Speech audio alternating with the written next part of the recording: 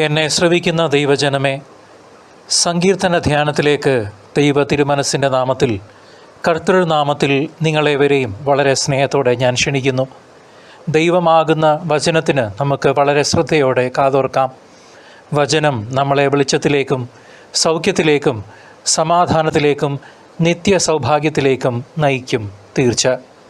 കത്തോലിക്ക സഭയുടെ ആധികാരിക വിവർത്തനങ്ങളെ ആസ്പദമാക്കി തയ്യാറാക്കിയിരിക്കുന്ന പ്രചോദന സന്ദേശം പരിശുദ്ധ ജോൺ പോൾ രണ്ടാമൻ മാർപ്പാപ്പയുടെ meditations and catechesis on the Psalms കാൻറ്റക്കിൾസിൽ നിന്നും ദൈവശാസ്ത്രജ്ഞനായ വിശുദ്ധ ജെറോമിൻ്റെയും ചിന്തകൾ ഉൾപ്പെടുത്തിക്കൊണ്ടാണ് എന്ന് സന്തോഷപൂർവ്വം അറിയിക്കുന്നു. നമുക്ക് വചനം ശ്രവിക്കാം. പരിശുദ്ധാത്മാവേ, ഞങ്ങളിൽ വന്നു നിറയണമേ. ഇന്നേ ദിവസം സങ്കീർത്തന ധ്യാനത്തിലേക്ക് കാരുണ്യവാനായ നമ്മുടെ നല്ല ദൈവം നമ്മെ ഓരോരുത്തരെയും വളരെ സ്നേഹപൂർവ്വം കൂട്ടിക്കൊണ്ടുവന്നതിന് ഒരു നിമിഷം നന്ദി പറയാം. ആബാപിതാവേ, നല്ല ദൈവമേ, നിത്യവും അങ്ങേക്ക് ഞങ്ങൾ നന്ദിയും ആരാധനയും കൃതജ്ഞതയും അർപ്പിക്കുന്നു. മുൻപത്തെ ദിവസങ്ങളിലെ പോഡ്കാസ്റ്റ് കേൾക്കാൻ വിട്ടുപോയെങ്കിൽ സാരമാക്കണ്ട. ആവശ്യമുള്ളവർക്ക് അതിൻ്റെ ലിങ്ക് താഴെ ഡിസ്ക്രിപ്ഷൻ ബോക്സിൽ ലഭ്യമാണ്. സൗകര്യാർത്ഥം ഇത് ഒരു ഡെഡിക്കേറ്റഡ് യൂട്യൂബ് പ്ലേലിസ്റ്റായും ലഭ്യമാകും. സങ്കീർത്തനം 28-ാം അധ്യായം 1 മുതൽ 9 വരെയുള്ള തിരുവചനങ്ങൾ. കർത്താവെ, സഹായിക്കണമേ. കർത്താവെ, ഞാൻ അങ്ങയെ വിളിച്ചപേക്ഷിക്കുന്നു. എൻ്റെ അഭയശിലയായ അങ്ങ് എനിക്ക് നേരെ ചെവി അടയ്ക്കരുതേ. അങ്ങ് മൗനം പാലിച്ചാൽ ഞാൻ പാതാളത്തിൽ പതിക്കുന്നവനെ പോലെയാകും. അങ്ങയുടെ ശ്രീകോവിലിലേക്ക് കൈകൾ നീട്ടി ഞാൻ സഹായത്തിനായി വിളിച്ചപേക്ഷിക്കുമ്പോൾ എൻ്റെ യാചനയുടെ സ്വരം ശ്രവിക്കണമേ. ദുഷ്കർമ്മികളായ നീചരോടുകൂടെ എന്നെ വലിച്ചിഴക്കരുതേ. അവർ അയൽക്കാരനോട് സൗഹൃദത്തോടെ സംസാരിക്കുന്നു, എന്നാൽ അവരുടെ ഹൃദയത്തിൽ ദുഷ്ടത കുടികൊള്ളുന്നു. അവരുടെ പ്രവൃത്തികൾക്കനുസരിച്ച്, അവരുടെ അകൃത്യങ്ങൾക്കനുസരിച്ച് അവർക്ക് പ്രതിഫലം നൽകണമേ. അവർ ചെയ്തതനുസരിച്ച് അവരോട് ചെയ്യണമേ. അവർക്ക് തക്ക പ്രതിഫലം കൊടുക്കണമേ. അവർ കർത്താവിൻ്റെ പ്രവൃത്തികളെയും കരവേലകളെയും പരിഗണിച്ചില്ല. അതുകൊണ്ട് അവിടുന്ന് അവരെ ഇടിച്ചു നിരത്തും, പിന്നീടൊരിക്കലും പണിതുയർത്തുകയില്ല. കർത്താവ് വാഴ്ത്തപ്പെടട്ടെ. അവിടുന്ന് എൻ്റെ യാചനകളുടെ സ്വരം ശ്രവിച്ചിരിക്കുന്നു. കർത്താവിൻ്റെ ശക്തിയും പരിചയമാണ്. കർത്താവിൽ എൻ്റെ ഹൃദയം ശരണം വയ്ക്കുന്നു. അതുകൊണ്ട് എനിക്ക് സഹായം ലഭിക്കുന്നു. എൻ്റെ ഹൃദയം ആനന്ദിക്കുന്നു. ഞാൻ കീർത്തനം ആലപിച്ച് അവിടുത്തോട് നന്ദി പറയുന്നു. കർത്താവ് സ്വന്തം ജനത്തിൻ്റെ ശക്തിയാണ്. തൻ്റെ അഭിഷിക്തന് സംരക്ഷണം നൽകുന്ന അഭയസ്ഥാനം അവിടുന്നാണ്. അവിടുത്തെ ജനത്തെ സംരക്ഷിക്കണമേ. അങ്ങയുടെ അവകാശത്തെ അനുഗ്രഹിക്കണമേ. അവരുടെ ഇടയനായിരിക്കുകയും എന്നും അവരെ സംവഹിക്കുകയും ചെയ്യണമേ. ദൈവജനമേ, സങ്കീർത്തനം 27-ാം അധ്യായം ദാവീദിൻ്റെ ആത്മാവിൻ്റെ കുരിശുമുറിവാണോ എന്ന് തോന്നിപ്പോകും. ദൈവത്തിലുള്ള വിശ്വാസം എങ്ങനെ ഏറ്റവും കഠിനമായ സമയങ്ങളിലും അടിമുടി തളർന്നു പോകാതെ നിലനിർത്താമെന്ന് പറയുന്ന ഒരു ഉജ്ജ്വല മാതൃക. കർത്താവാണ് എൻ്റെ പ്രകാശവും എൻ്റെ രക്ഷയും, ഞാൻ ആരെ ഭയപ്പെടും. ഇത്ര ശക്തമായ വാക്കുകൾ കൊണ്ട് ആണ് ദാവീദ് ഈ സങ്കീർത്തന ഭാഗം ആരംഭിക്കുന്നത്.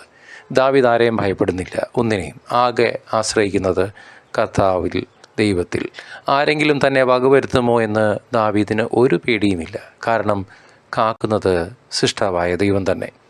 ജീവിതത്തിൽ എത്ര പ്രശ്നങ്ങൾ വന്നാലും, എത്ര ശത്രുക്കൾ വളഞ്ഞാലും, എത്ര അനിശ്ചിതത്വങ്ങൾക്കിടയിൽപ്പെട്ടാലും ദാവീദിൻ്റെ കണ്ണ് ദൈവത്തിങ്കൽ ആണ്. എല്ലാം കൈവിടുമ്പോഴും ദൈവം ഒരിക്കലും കൈവിടുകയില്ല എന്ന് ദാവീദ് ഉറപ്പോടെ വിശ്വസിക്കുന്നു. മാതാപിതാക്കൾ പോലും ഉപേക്ഷിച്ചാലും ദൈവം എനിക്കൊപ്പമുണ്ടാകും എന്ന ദാവീദിൻ്റെ വാക്ക് മനുഷ്യൻ്റെ ശാശ്വതമല്ലാത്ത സ്നേഹത്തെയും ദൈവത്തിൻ്റെ അചഞ്ചലമായ സ്നേഹത്തെയും സൂചിപ്പിക്കുന്നു. ഒരു തീവ്രമായ ആഗ്രഹം ദാവീദിൻ്റെ വാക്കുകളിൽ നിഴലിക്കുന്നുണ്ട്.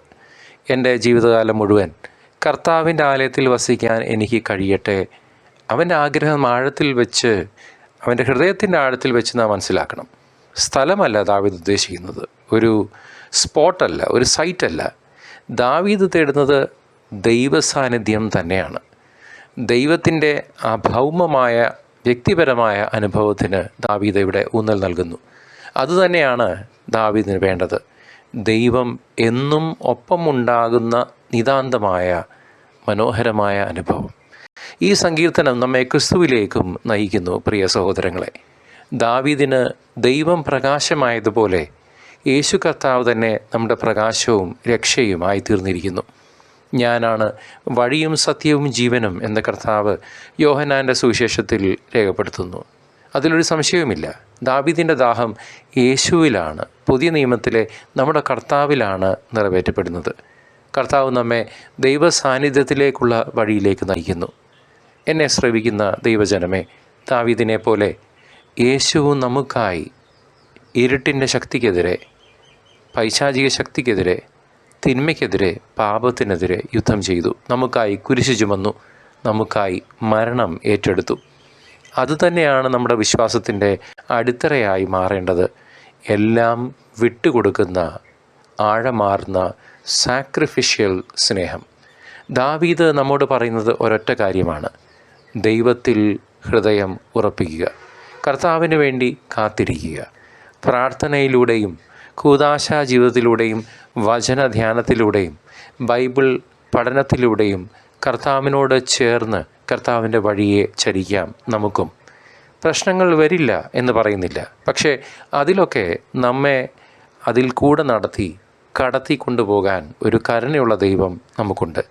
ദൈവം അറിയാതെ അല്ല ഒരു സംഭവവും നമ്മുടെ ജീവിതത്തിൽ എന്ന തിരിച്ചറിവും, നമ്മൾ ആലയിൽ ശുദ്ധീകരിക്കപ്പെടുന്നു കർത്താവിനെ എതിരേൽക്കാൻ വേണ്ടി എന്ന ബോധ്യവും മതി സഹോദരങ്ങളെ, പ്രതീക്ഷയോടെ, ക്ഷമയോടെ, തളരാതെ കർത്താവിൻ്റെ സമയത്തേക്ക് കാത്തിരിക്കാൻ.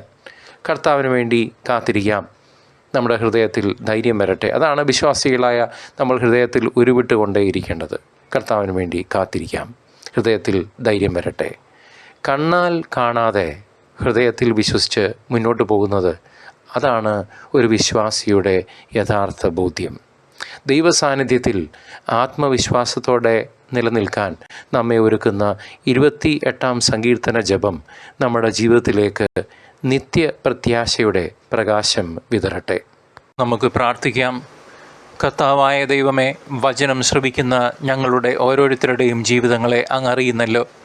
അവിടുന്ന് ദാനമായി നൽകിയ ഈ ജീവിതത്തെ ഞങ്ങളുടെ വിശ്വാസരാഹിത്യത്തെ പരിഗണിച്ചുകൊണ്ട് തൃപാദത്തിൽ സമർപ്പിക്കുന്നു. തിരുച്ചോരയാൽ കഴുകി പരിശുദ്ധാത്മ അഭിഷേകത്താൽ നിറയ്ക്കണമേ.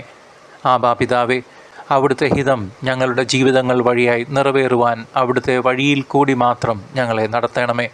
വിശുദ്ധിയിൽ ജീവിക്കുവാനും മറ്റുള്ളവർക്ക് ക്രിസ്തു സാക്ഷ്യമായി മാറുവാനും വിശുദ്ധിയിൽ ഞങ്ങളുടെ നല്ല ഓട്ടം പൂർത്തിയാക്കുവാനും അടിയങ്ങളെ, പാപികളായ അവിടുത്തെ മക്കളെ ഒരുക്കണമേ. നിത്യം പിതാവിൻ്റെയും പുത്രൻ്റെയും പരിശുദ്ധാത്മാവിൻ്റെയും നാമത്തിൽ തന്നെ ആമേൻ. കർത്താവിനെ ഇനിയും അറിയാത്ത ഒരു വ്യക്തിക്കെങ്കിലും ഈ വചനധ്യാനം പങ്കുവയ്ക്കുമല്ലോ. ദൈവം നിങ്ങളെ സമൃദ്ധമായി അനുഗ്രഹിക്കട്ടെ.